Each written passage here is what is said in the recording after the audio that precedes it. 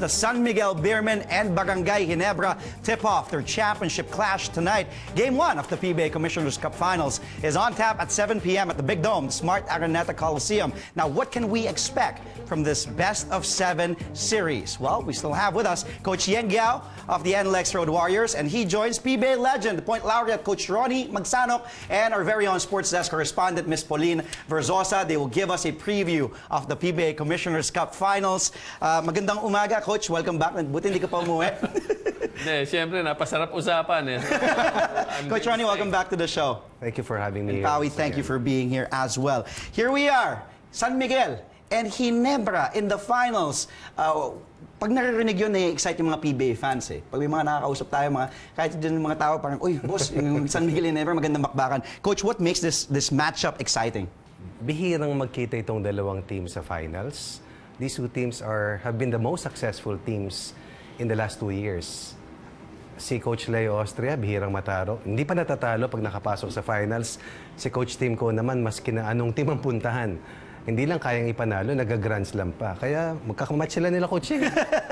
Ikaw, Coach Yeng Guiao, as you know, coaches of PBA teams, ikaw as Coach Meralco and then sa NLEX si Coach Yeng. Pero for you, Coach Yeng, bakit exciting pag sinabing Ginebra, San Miguel, bakbakan? Dahil match na match sila, lineup-wise, and the coaching matchup as well is intriguing? Yes, if you look at the series, no, ang daming magandang head-to-head matchups. No? Of course, there's Junmar Fajardo and Greg Slaughter, no? And they've been playing against each other since their younger days in Cebu. And then there's Balkman and Brownlee na roommate sa ABL, na champion. BFF yan eh, best friends yan eh. Tapos bigla ngayon magkalaban sila, no, dito sa Championship Series. Then of course there's Coach Tim Cone and Coach Leo Austria. Yeah. Sabi nga ni Coach Ronnie, si Coach Leo hindi natatalo pag nakapasok ng finals. Eh makakatapat mo ngayon si Coach Tim Cone, di patigasan sila. We'll go deeper with those matchups mamaya. Pawi, the San Miguel Beermen are the defending champs of the conference. And for Ginebra, nakakausap mo, since you've been covering the PBA, pag nakakausap mo sila, kino-consider ba nila yung sarili na underdogs in this final series? You know, actually, it was Coach Tim Cone who admitted that San Miguel is really one of the greatest teams now in PBA, probably even in PBA history. So he does acknowledge that they are doing great. They're probably the greatest of all time now. But he says they have the answers for San Miguel. They match up with them the best. So they have the answers for them size-wise for, you know, the likes of Junmar Fajardo and Ronaldo Balkman. They have Greg Slaughter. They have Japet Aguilar, although he's not yet perfectly healthy right now. They still have the answers. And offensive-wise, they have Justin Brownlee, so Jeff Chan. This could be a really good matchup for San Miguel. For San Miguel naman, you also get the chance to talk to Leo Austria. Well, parang sinasabi din ni Coach Leo, sila din yung underdog eh. What does the San Miguel camp say when you talk to them? Well, I'm not sure about the underdog statement, no, but Coach Leo did say that he actually idolizes Coach Tim Cone. He's the winningest coach in PBA history and two-time Grand Slam coach. So he expects a really tough matchup against them. He knows it's a long series. He expects a long series. He doesn't think that they'll sweep them in 4 games. So wala talagang underdog eh. Tanungin ko yung dalawang coaches sa tabi mo. Coach Ronnie, Coach Yeng, may underdog nga ba dito sa series na ito? Alam mo, lahat ng coach gusto nila underdogs. Mas madali yun. I think for Coach Tim, one of the main reasons why he said that is that parang call out na yan sa Ginebra followers eh.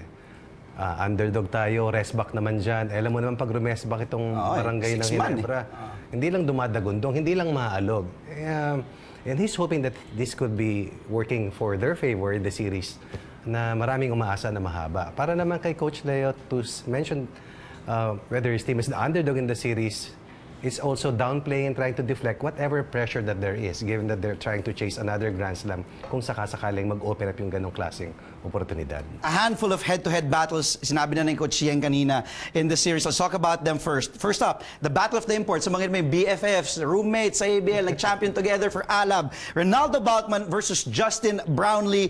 Coach Ronnie, Coach Yeng, your thoughts on this matchup? Coach Yeng.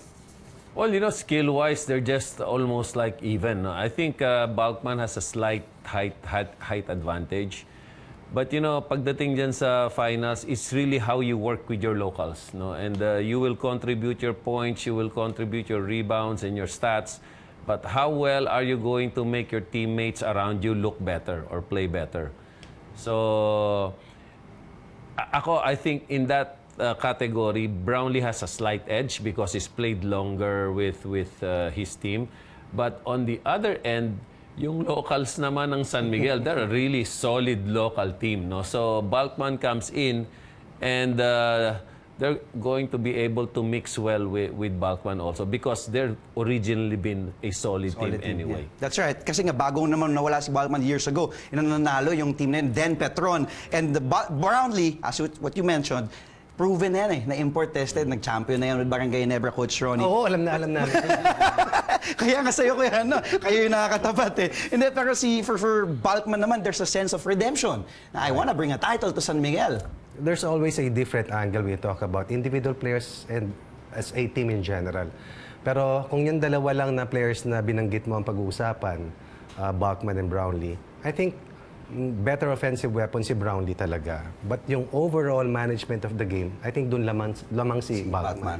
Hindi lamang dahil sa nag-NBA siya. But I think yung tour of duty niya is longer and wider compared to Brownlee. Ang nakakatakot lang kay Brownlee, pag kinakailangan mas galingan. At pag kinakailangan tumama sa pinakamahirap na sitwasyon, pinatunayan na yan ng ilang beses. At may hugot ka eh. Oo, medyo masakit eh. Oo, malaki-laki eh. So, yun lang. But one thing good about Balkman is that he can defend Brownlee. Alright. So, sabi nga ni Coach Yeng, local, doon magkakaalaman.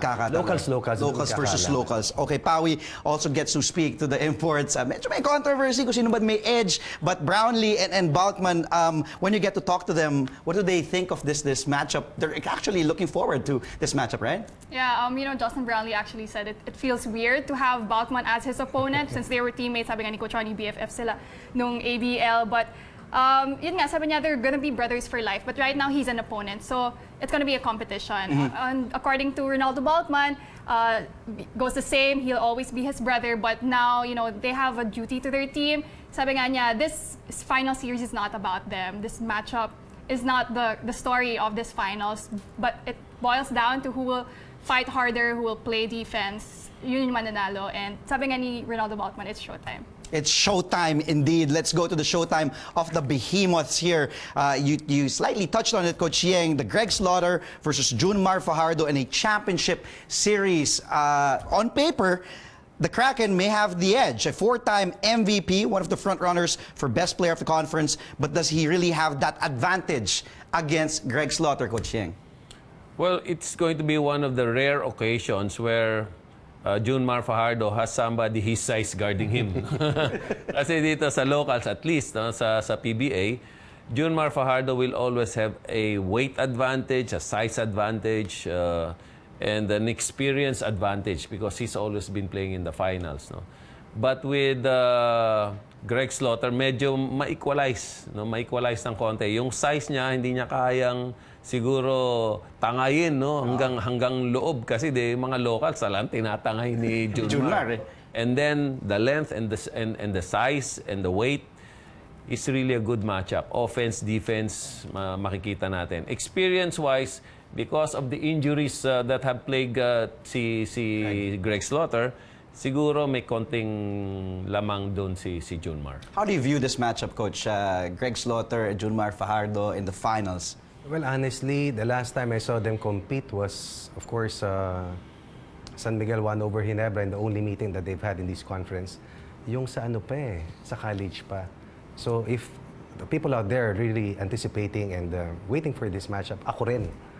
Now, with regard to kung sino mo yung lamang, individual achievements, definitely, I think, on the side of Junmar.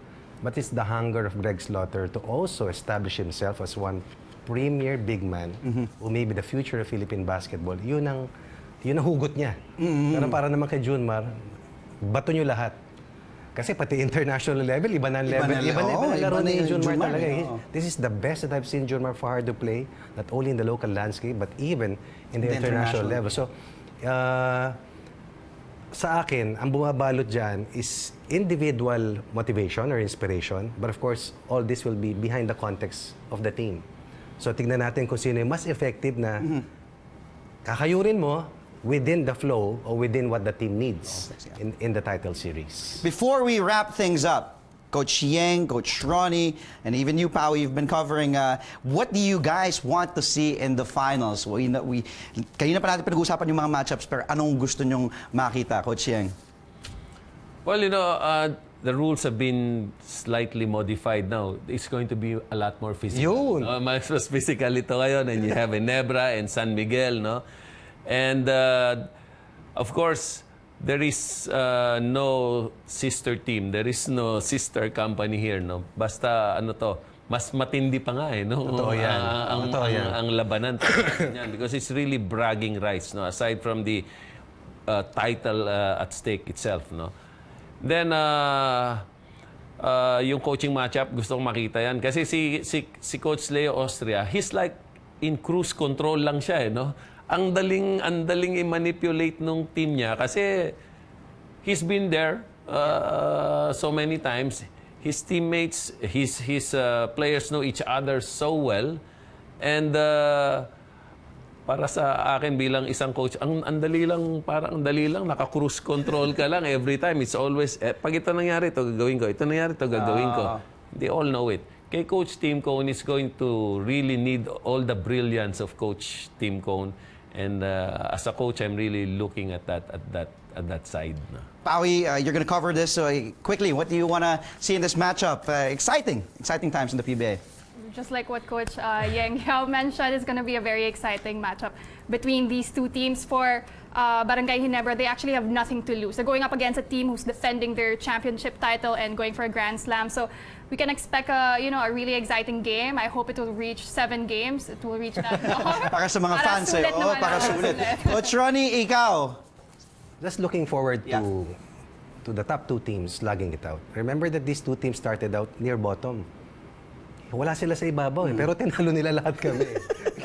Pinaluhan nila kami. They deserve to be there. We deserve to watch them. And I think it's going to be a highly physical series. Tama yung sabi ni Coach Yeng. Sa tagal-tagal namin sa PBA, wala namang sister team talaga eh. Pagdating doon, bakbakan. Ang pinaglalabanan, hindi lang yung championship, kundi yung kaban. Coach Yeng, di ba? Na nakabalot sa championship. Sa championship, okay. Maybe some other people don't know it. Pero at the end of the day, it's all about who wants it more. And of course, the number of championships in your team's history. Thank you. As always, fun having you on the show. And hopefully, Coach Yeng, mapadalas pa ang bisita mo dito. Thank you again, Coach Yeng. Thank you, Ren. Thank you, Ren. Thank you, Paui. And thank you, Coach Ronnie. Again, Coach Ronnie Magsanoc, Pauline Verzosa, and Coach Yeng Guiao.